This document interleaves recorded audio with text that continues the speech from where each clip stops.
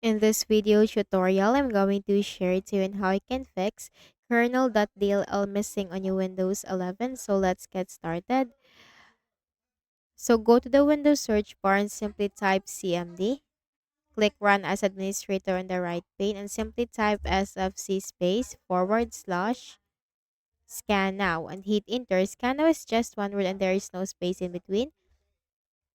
The system scan will begin, so simply wait for the process to be 100% completed.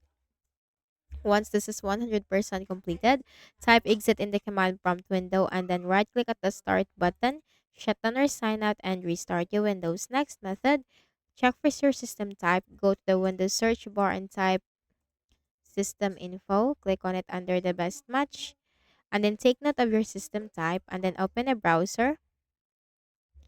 Search for Visual C++ Redistributable and hit enter. Click on the first option. Scroll down and simply click the download link corresponding to your system type and simply install the Visual C++ on your Windows 11. The next method is we also need to update our Windows. Click on the Start button and go to Settings. From the list of options on the left pane, click on Windows Update and simply click the button right here. This will check for, download, and install the latest updates that comes with the necessary files that your machine needs.